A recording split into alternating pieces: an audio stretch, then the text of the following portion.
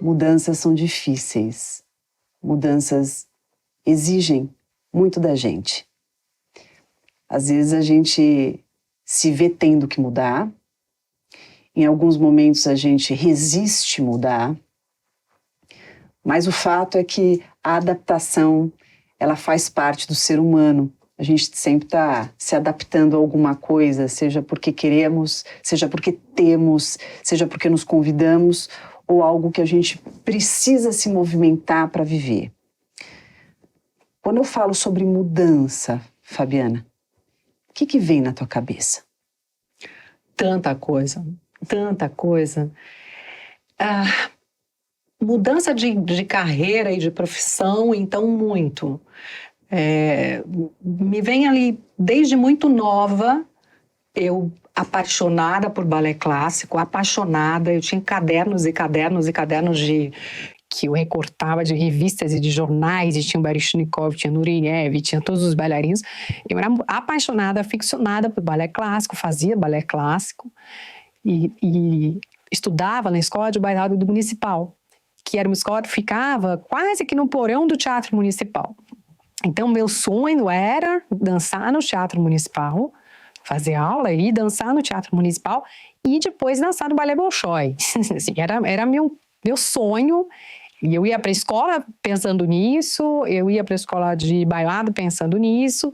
E foi muito bacana para a minha formação, porque a formação de uma bailarina clássica, ela passa muito pelo dia a dia de um atleta.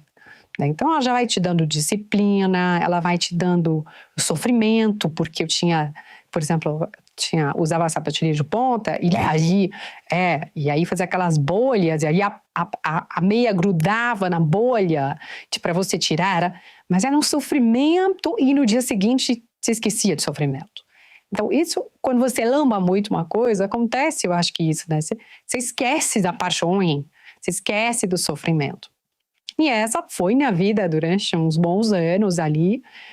E aí a primeira mudança que me vem quando você fala a palavra mudança foi quando eu sofri um acidente de kart e quebrei o fêmur em 2 lugares, coloquei platina, triturei o tornozelo. Meu Deus. Quebrei o braço, quebrei ossos de kart.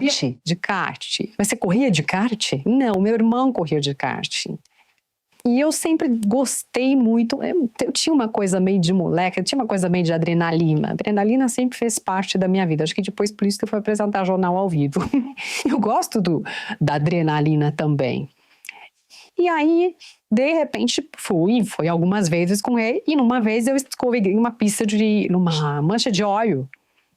E eu bati tinha como se fosse, umas pedras, assim, pedras mesmo, para proteger. Pedra para proteger é até esquisito, mas enfim, tinha umas pedras para proteger, para o kart não sair para a avenida.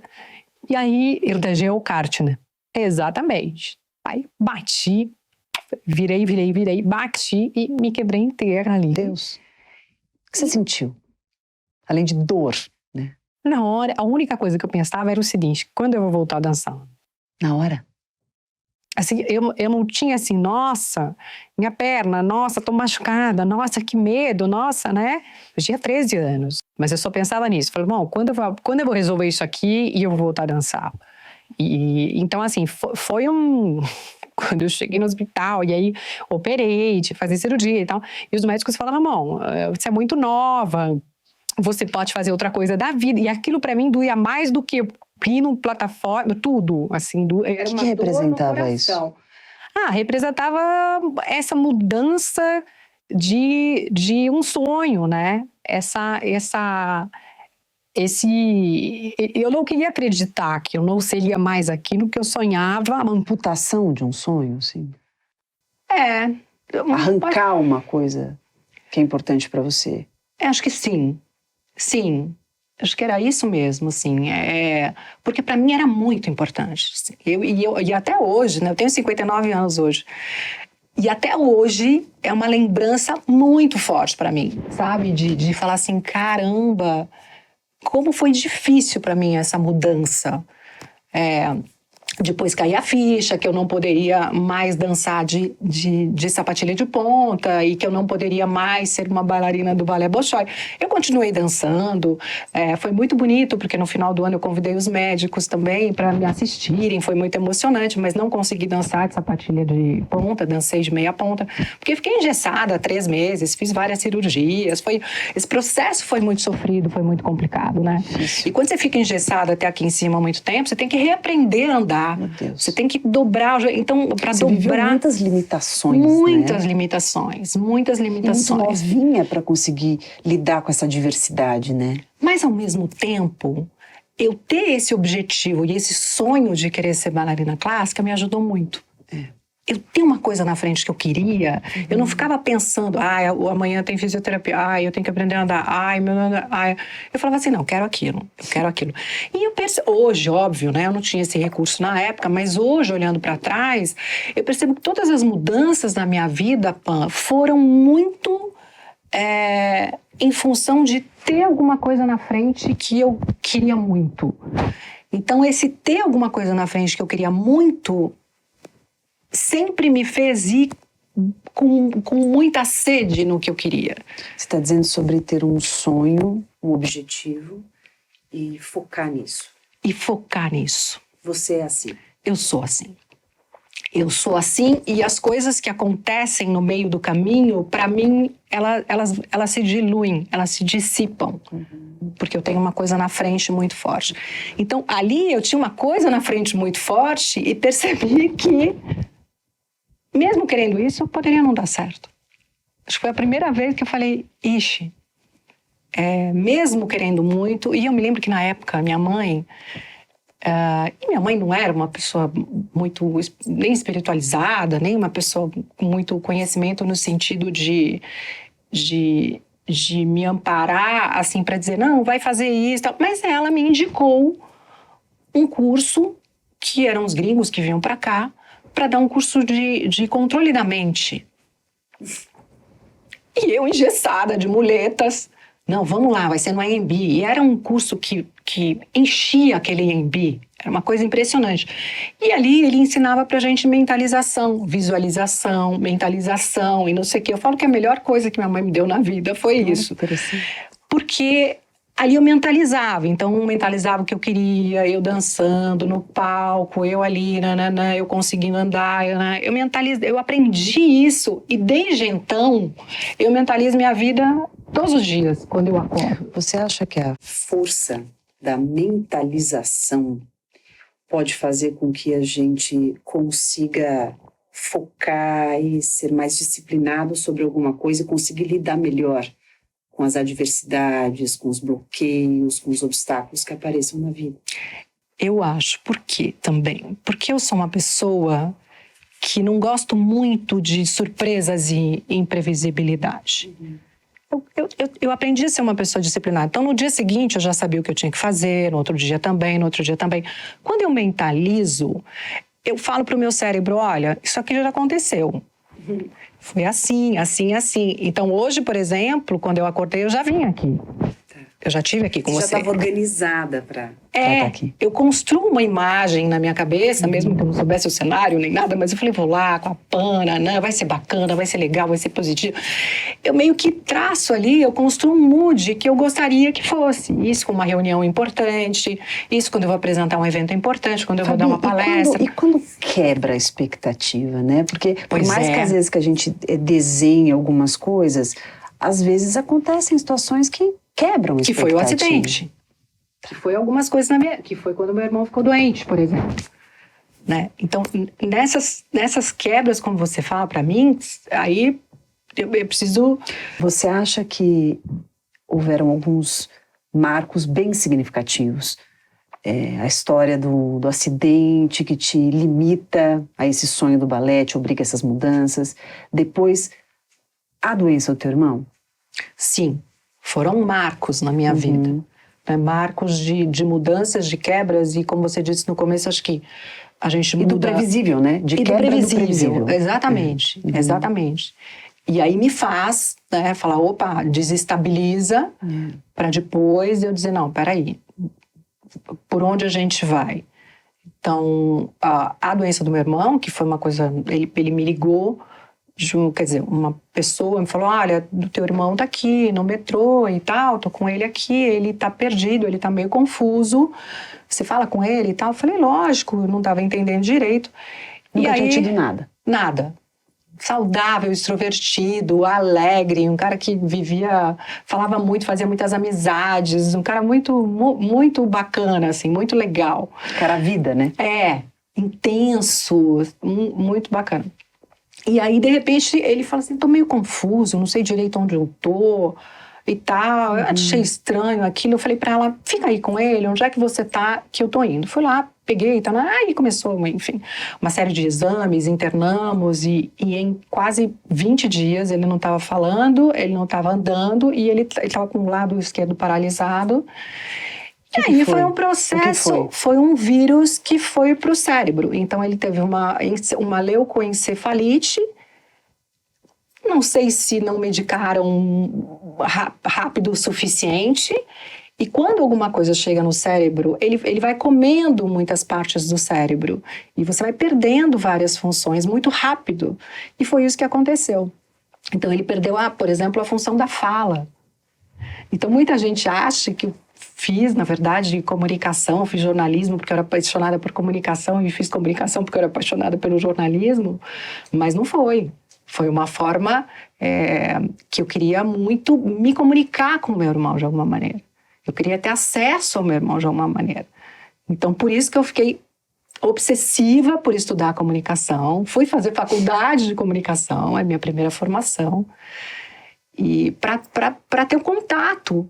Porque eu acho que quando tem essas quebras, como você falou, né, dessas rupturas e dessas mudanças que foram sempre muito fortes na minha vida, eu tenho que ter um plano. Eu tenho que ter uma ação. Eu acho que o movimento resolve as coisas. Para mim, Fabiana. Então, eu não sou uma pessoa que vai acontecer uma coisa e que eu vou funcionar se eu ficar parada e esperando o tempo passar. Eu preciso participar disso. É incrível que ainda que haja ansiedade, angústia, é como se agir te aliviasse. Me alivia. Estou fazendo algo, né? Exatamente. Como assim, bom, não sei para onde vai dar, mas eu estou nadando, né? Eu estou remando aqui. Eu tenho que fazer parte daquele processo, talvez... Você queria se comunicar com ele, você queria que ele não perdesse esse vínculo com a vida. E eu queria descobrir um jeito, como é que eu falo com ele? E como eu tinha que prestar o vestibular, eu falei, vou prestar comunicação. Foi a primeira... Então é muito doido, né, a gente ver o que acontece na vida da gente, porque minha carreira toda foi construída em cima da comunicação. E não por um talento meu, ou não por uma coisa que eu tinha, e eu fiz por causa dele. Né? Então foi muito em função da doença dele. Que engraçado, eu não acho que você fez por causa dele. Eu acho que você fez porque você tem um terreno muito sensível. E você sempre amou muito esse irmão.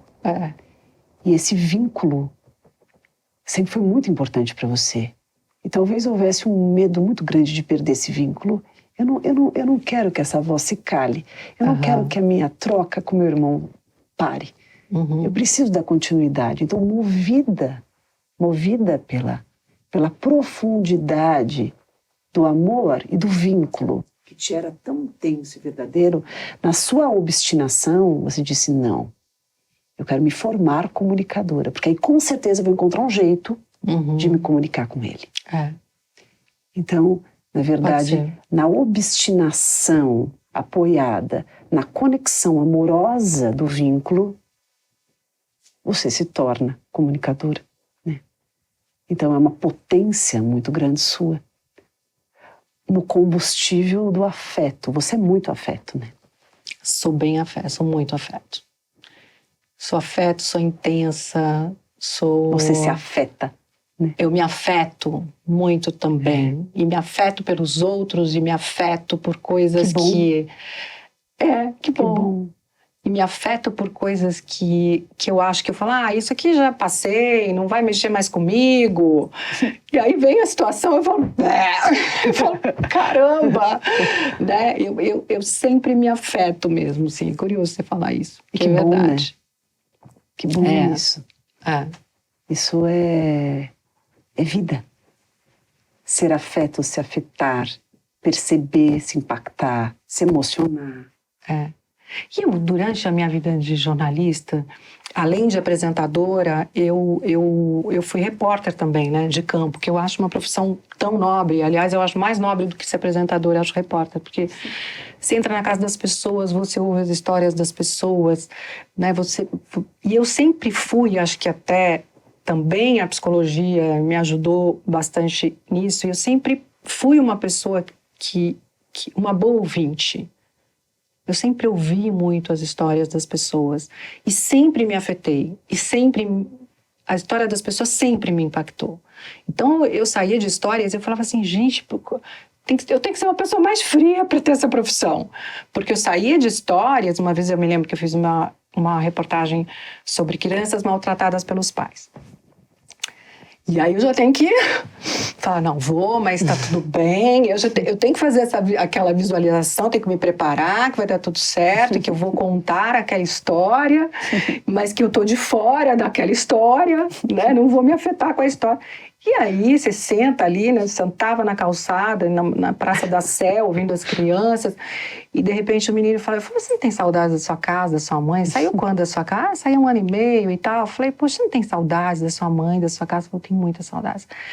Por que você saiu de casa? Porque minha mãe tinha uma madeira que tinha uns pregos assim, e ela falou assim, se você não trouxer R$50 hoje para casa, eu vou te bater tanto com essa madeira de prego na sua cabeça.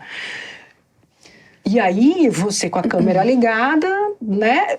Mas você entra na situação e não tem como você ouvir isso e não ser afetada, e não ser impactada, e não entender que aquela pessoa mudou também, né? Usando o verbo que a gente está falando aqui, né? Mudou de vida, mudou a história dela por conta de uma situação que ela não teve opção. Ou era a sobrevivência dela ou nada. E aí acabava a matéria, desligava a câmera e tal, e eu sentava na calçada, falava para a equipe, não, preciso de um tempo. Não dá. Chorava. E para mim era uma catarse ali, né? Porque vinha tanta coisa na minha cabeça, mas ao mesmo tempo eu falava, eu não vou poder resolver a história dessa pessoa, mas eu vou poder contar a história dessa pessoa para que as pessoas comecem a ter consciência e de alguma maneira se resolva isso, que é uma história, enfim. E você sabe o que... Bom, primeiro que eu te conheço há muitos anos. É verdade. E eu te conheci como uma personagem. Eu acho que eu já fazia psicologia.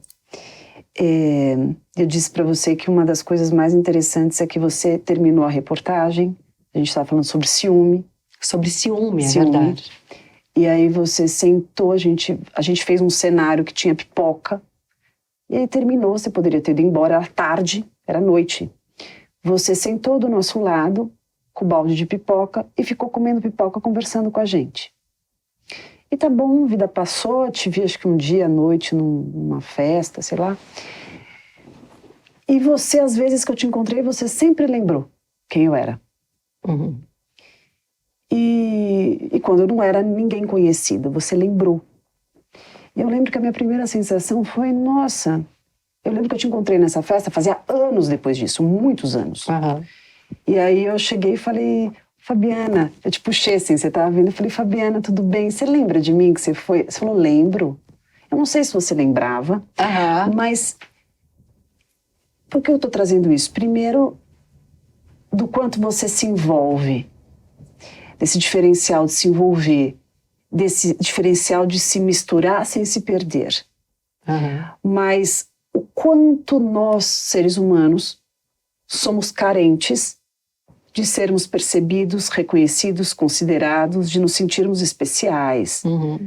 E como é notória a satisfação de quando alguém se interessa por aquilo que a gente é, por aquilo que a gente fala, pela nossa história, que é o que há de mais especial e nosso. E você se inclina nisso, né? É um misto de sensibilidade, simplicidade, humildade e sabedoria. Porque quando eu ouço uma história, eu permito que o protagonismo do outro esteja em exercício e eu me ponho como ouvinte.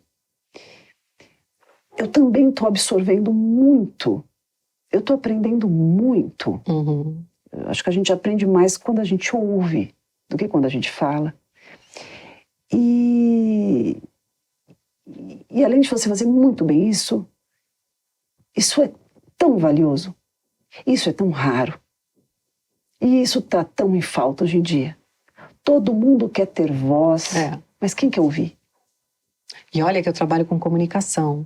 E as pessoas acham que o maior problema é falar. Eu falo, não, é ouvir. Porque você não é uma boa comunicadora se você não ouve as pessoas. Eu não posso responder bem uma pergunta se eu não realmente estiver ali disposta a ouvir o que você tem para dizer, como entrevistada, até para te fazer a próxima pergunta. E você sabe que você faz isso de um jeito brilhante.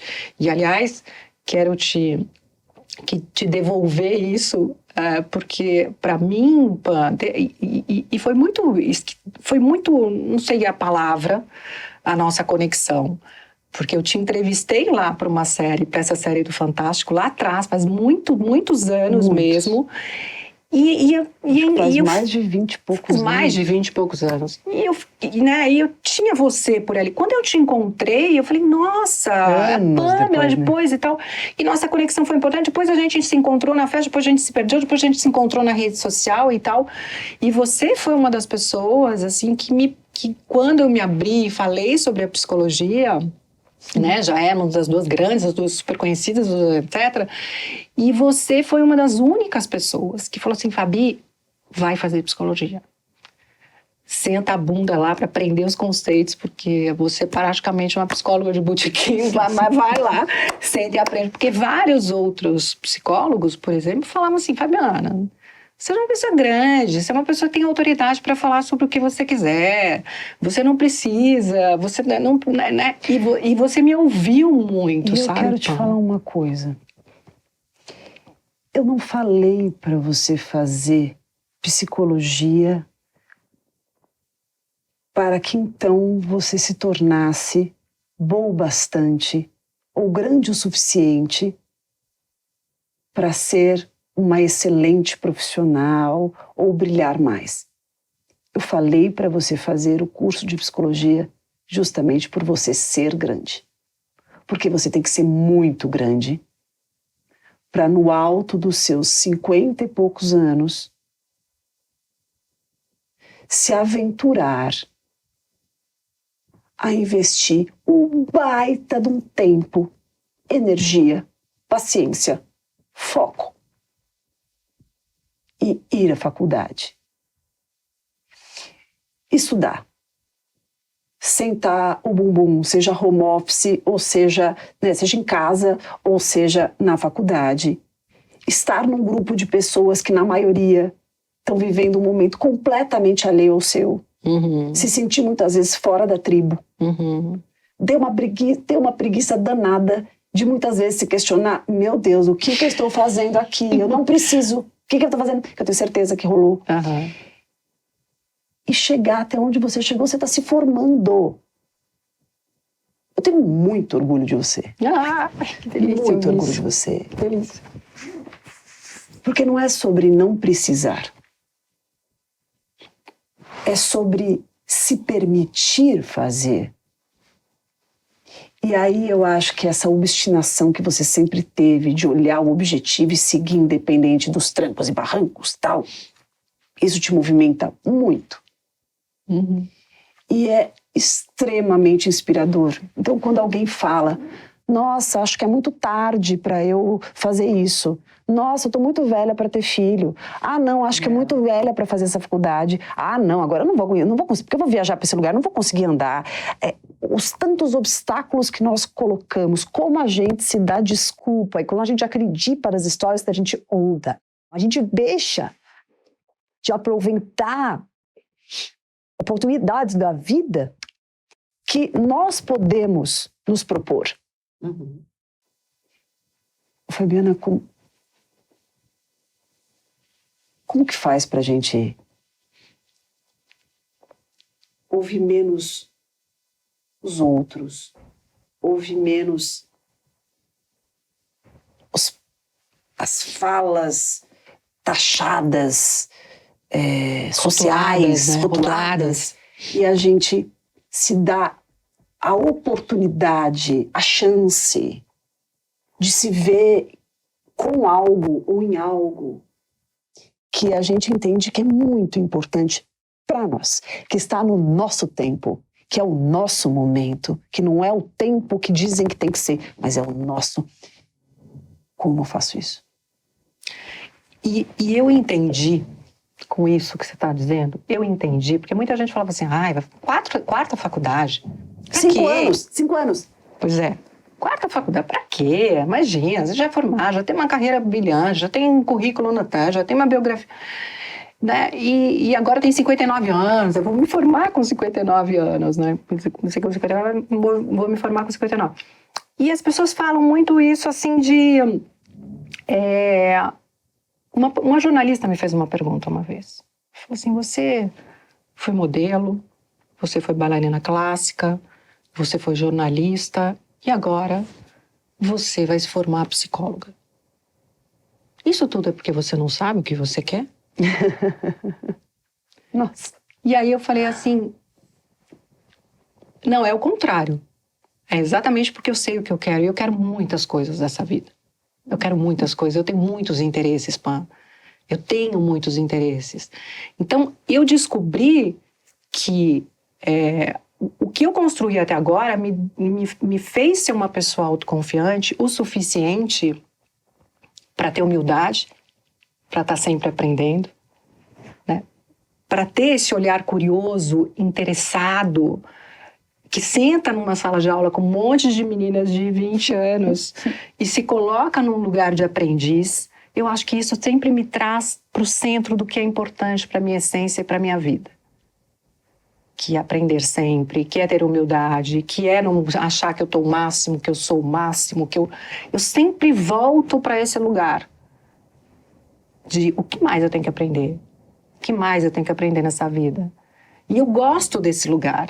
Então, quando as pessoas falam, você vai fazer a quarta faculdade, eu falo, a minha construção de ser humano talvez tenha passado por isso, por ser uma pessoa que o intelectual é importante, que o aprendizado é importante, que estar com pessoas é importante. Adoro pessoas, Pam.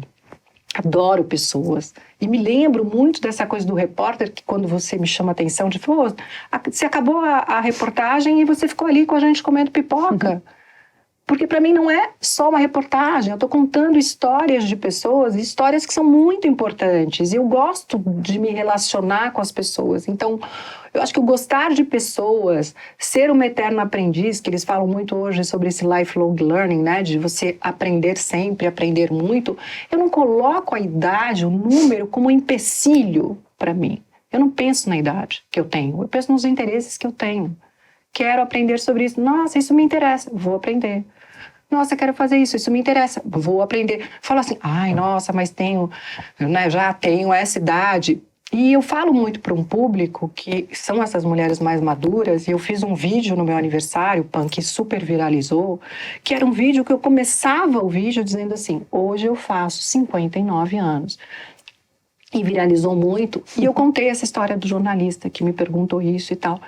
E eu fiquei pensando, por que esse vídeo fez tanto sucesso? Por que ele viralizou? Porque eu acho que no fim as pessoas se sentem validadas quando elas veem a gente fazendo alguma coisa que elas sonham em fazer, que elas gostariam tanto, mas que a sociedade, né, essa coisa de rotular, de dizer, não, imagina, que ridícula, você vai fazer faculdade com essa idade. Nossa, você vai mudar de profissão com essa idade, você vai não sei o quê. Então, quando elas me veem fazendo isso, elas falam, nossa, eu também posso fazer. Você sabe que o quebrar o padrão é algo assim muito necessário. Eu acho que quando você vem... Primeiro, quando você começa um vídeo falando que você tem 59 anos, a pessoa olha e fala assim, né? Olha o que pode ser 59 anos, né? Estou começando um novo capítulo da minha vida aos 59 anos. E isso é muito valioso. Porque as pessoas, elas se limitam muito à idade. Uhum. As pessoas rotulam muito as possibilidades da vida com a idade. Ah, não, mas você não pode fazer isso, mas fulano não pode. Ah, mas é só de tal a tal idade, né? Esses filtros de idade. E eu acho que quando você vem e mostra a sua cara e você tá ali, uma mulher lindíssima, inteligente, culta, simples, autêntica, e dizendo, eu tô me formando, né? Com quase 60 anos, isso é muito legal, né? Eu acho que é uma forma de desobstruir muita coisa, é disruptivo, né? Isso é libertador. É libertador. Né?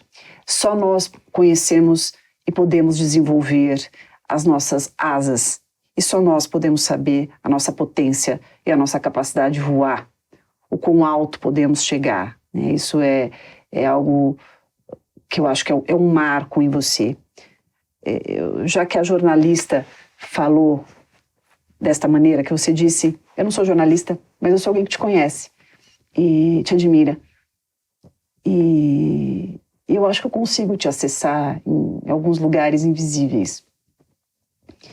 Eu penso o seguinte, você não foi modelo, foi bailarina, foi jornalista.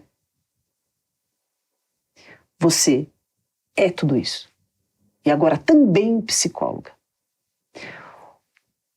Ser multifacetada, poder se experimentar em vários lugares, se reciclar, se reinventar,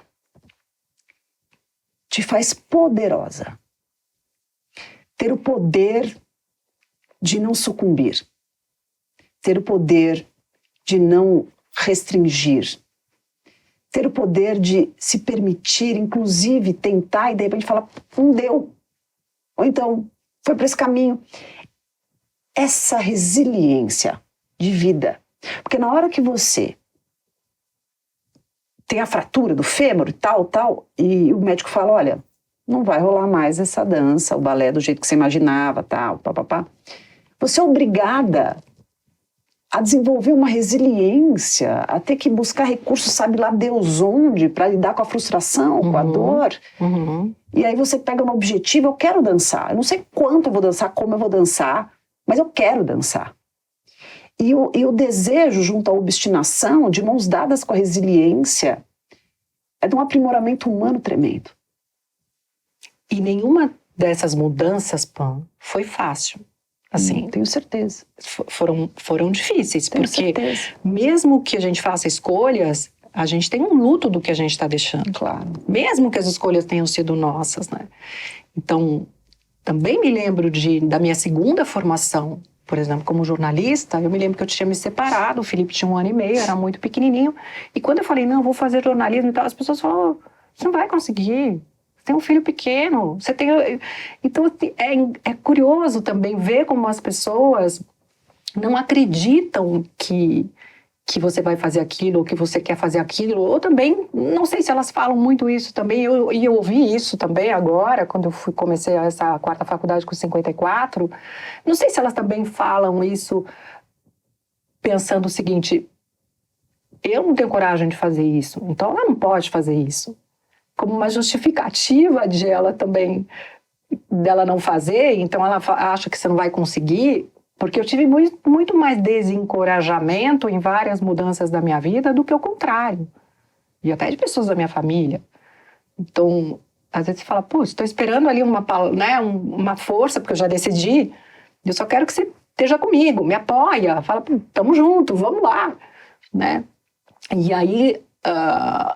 quando eu saio da televisão, por exemplo, e eu ligo para uma pessoa da minha família e a primeira coisa que eu ouço é falar... E eu só queria que a pessoa dissesse, você está bem, você está feliz?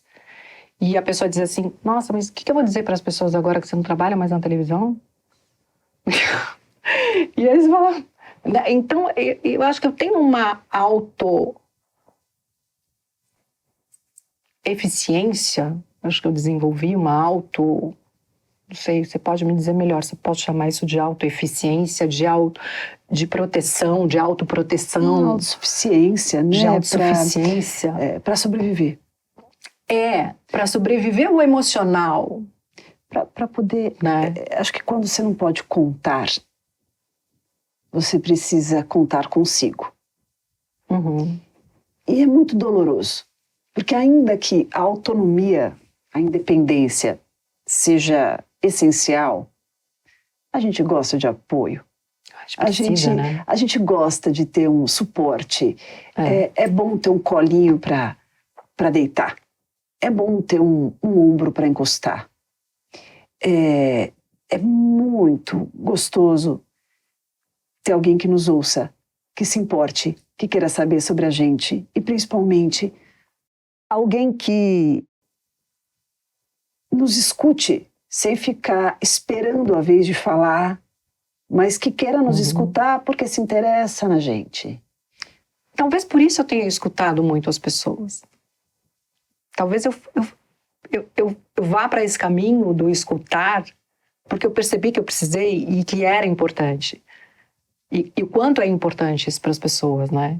E talvez não tive. Então, assim, talvez eu tenha ido para esse lugar, agora está me dando um insight aqui, não sei. Talvez eu tenha feito isso também por aí, não sei.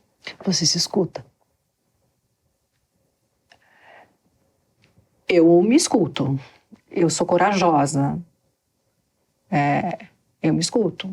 Eu sei quando as coisas não estão bem. Eu não alivio para mim, muito pelo contrário. Eu sou uma pessoa extremamente exigente comigo, extremamente exigente.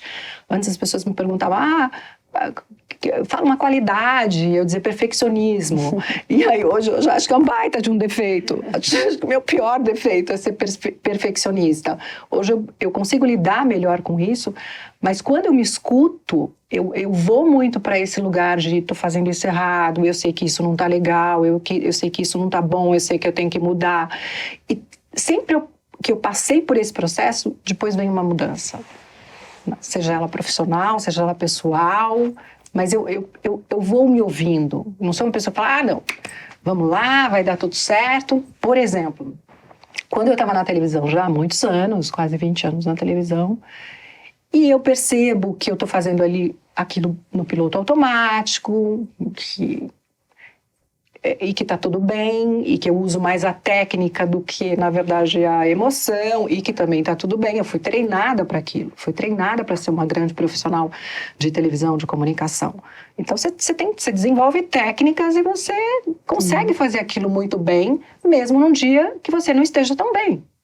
Então, eu podia estar morrendo de cólica, podia estar com um baita de um problema, sento ali, olá, boa tarde, olá, boa noite, e continuo, porque... Né, tem uma técnica, tem a responsabilidade, tem várias coisas que você desenvolve, mesmo não estando bem todos os dias, e a gente não está. Mas eu percebia que eu já estava fazendo aquilo no piloto automático, que aquilo talvez não tivesse me fazendo brilhar os olhos como tinham feito, mas eu ouvia aquela voz dizendo, puxa... Tá estranho, puxa, será que não é mais isso? Será que é esse caminho? Será que é outro caminho? Será que não é hora de mudar? E quando eu não ouço, no sentido de eu ouço, mas quando eu não levo a sério essa voz, acontece uma bobagem. Que foi quando eu estava trabalhando, tive uma dor aguda no estômago, muito, muito, muito forte. Chamaram a ambulância, fui pro hospital, cheguei no hospital, acho que eu estava tão tensa, cheguei no hospital, desmaiei de tanta dor. E aí o meu médico, que me conhece há muitos anos, me internou, fez todos os exames e tal. E aí, quando eu acordei ali da sedação do exame, ele falou, o que está acontecendo? Eu falei, doutor, você que é médico, me diz o que está acontecendo comigo. Tive uma dor horrorosa, desmaiei. Ele falou, então, você está com uma úlcera aberta dentro do seu estômago. Tadinha. E ele falou assim, e você não teve... O que me preocupa mais, ele falou, é que você não teve sintoma até agora, até hoje. Então, imagina o quanto você estava no piloto automático.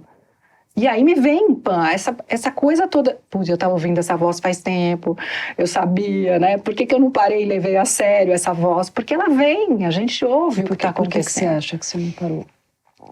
Porque eu tinha muita insegurança de fazer isso. Eu era uma pessoa nacionalmente conhecida, eu tinha trabalhado muito para estar naquele lugar, no sentido de formação como profissional, para estar sentada no lugar, estar sentada numa cadeira de reconhecimento nacional, em que as pessoas reconheciam a minha profissão, e isso é muito importante. A profissão sempre foi muito importante para mim, assim, né? O trabalho sempre foi muito importante para mim por vários motivos, de dinheiro e por motivo de formação de caráter, disciplina. O trabalho me trouxe muita coisa boa sempre. E eu falava, tem tanta gente querendo entrar nesse lugar que eu tô, e eu tô querendo sair. Então, todas as vezes que me vinha essa voz e que eu pensava nisso, eu me sentia muito culpada. Porque eu falava, não posso desejar isso. Eu não posso desejar uma coisa que todo mundo quer e eu não quero. Então, eu não me levei a sério. Eu ia empurrando. Eu falava, não, Fabiana, amanhã você vai acordar melhor. Hoje você tá num dia ruim. Amanhã vai estar tudo bem. E foi empurrando, até, eu acredito muito nessa coisa psicossomática, e provavelmente eu transformei isso numa doença, porque meu corpo falou, tem que sair por algum lugar isso, né? Já que você não está tendo uma atitude, um movimento para mudar alguma coisa, você vai ter que parar. Você me contou uma coisa no começo, e as suas histórias refletem isso, que não importa o quanto a vida te machuque, ou quanto as pancadas aconteçam, você é muito obstinada. E parece que você foi treinada para executar, treinada para fazer, treinada para entregar, treinada para dançar, o pé arrebentar, sangrar. E você tá lá, linda, na ponta do pé. Uhum. Aí uma parte sua diz, eu tô sangrando, Uhum. tá doendo, olha para mim, né? Aí você olha para você. Uhum. Precisa chegar a esse ponto. Para olhar para você, né? E eu acho que a vida te dá um recado muito valioso. Muito através de tudo isso. Você não precisa se machucar para entender que você existe. Que você é incrível em tudo que você faz. Por ser você. Não sobre os feitos que, sim, baita currículo. Muito boa em tudo que faz. Lindíssima. Inteligente. Doce. Simpática.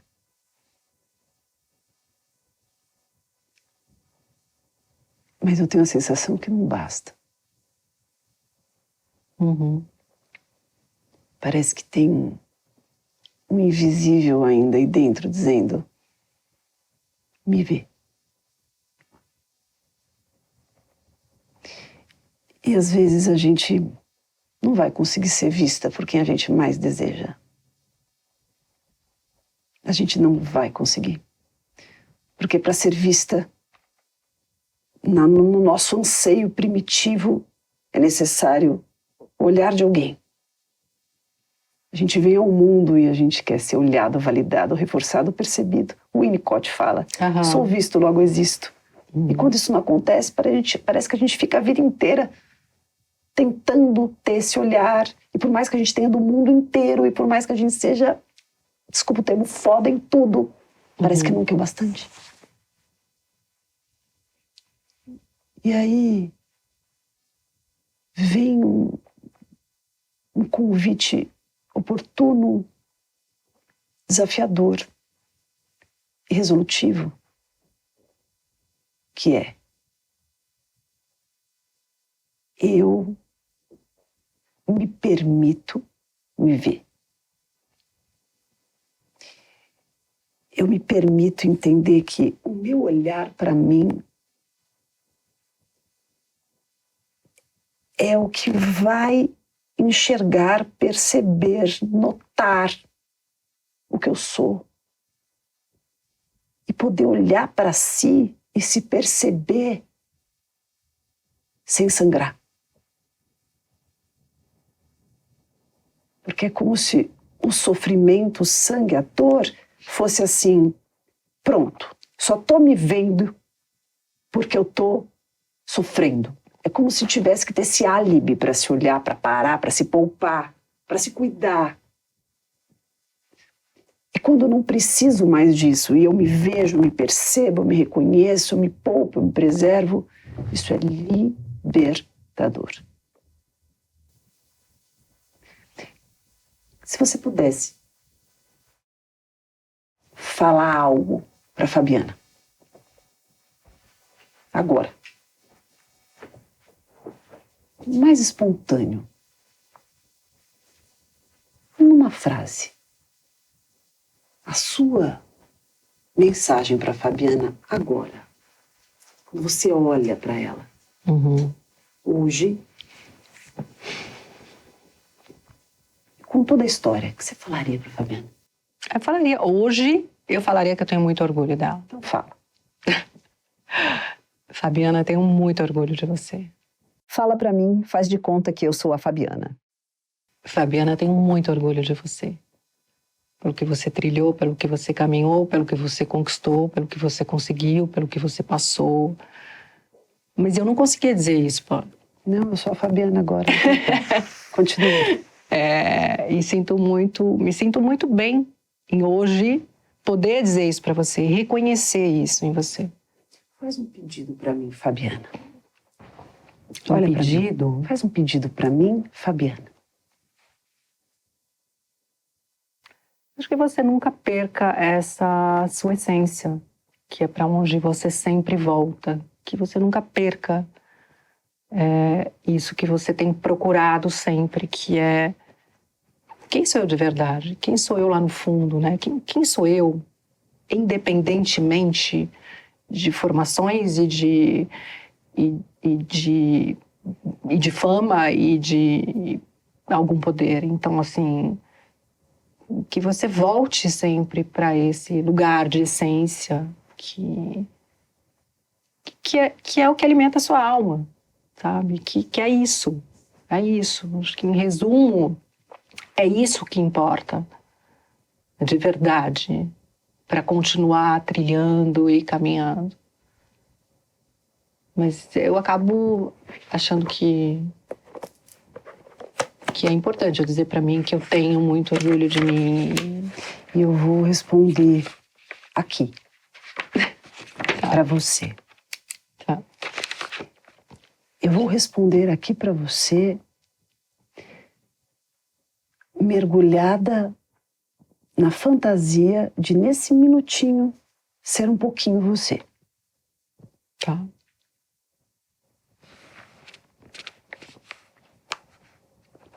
Fabi.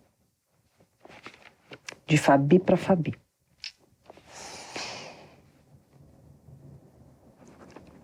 A sua essência basta. Você é suficiente. Você é exatamente o que devia ser. Você está onde precisava estar. Você é extremamente pontual nas suas realizações. Eu te vejo.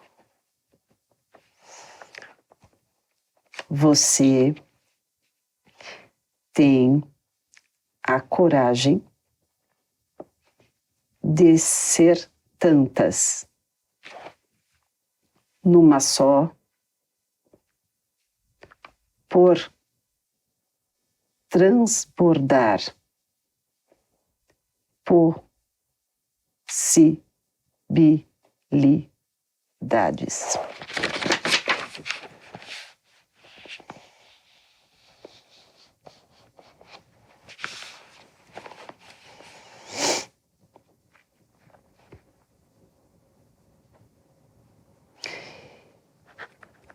você confia mais em si do que imagina.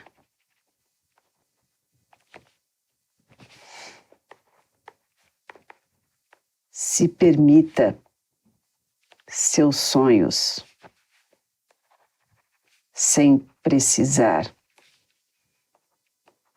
adoecer na culpa de experimentá-los integralmente.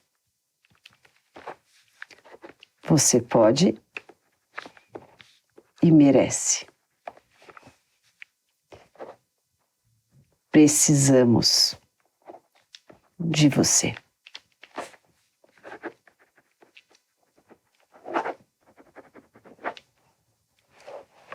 Para você. Linda. Te amo, amiga. Você me faz muito bem, viu? Você me faz muito bem, Pan. Muito bem. Já quero levar esse caderninho, guardar. É seu. Que ali, se tiver coisas muito importantes, eu vou colocar nesse caderninho, guardar no meu coração. É seu. Quero te falar que você é inspiradora, desbravadora, muito humana. Que bom. Que bom que embora os caminhos te apresentem obstáculos, algumas portas se fecham sem que você quisesse que elas fechassem, mas ainda assim você procura um novo foco. Você sabe desviar sem largar a estrada. Que bom. Nos vemos na próxima sessão.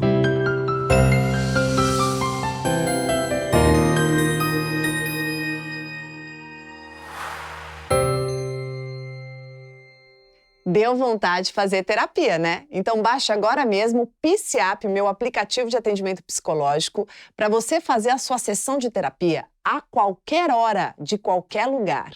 Temos milhares de psicólogos qualificados na abordagem do jeitinho que você quiser, prontos para te atender.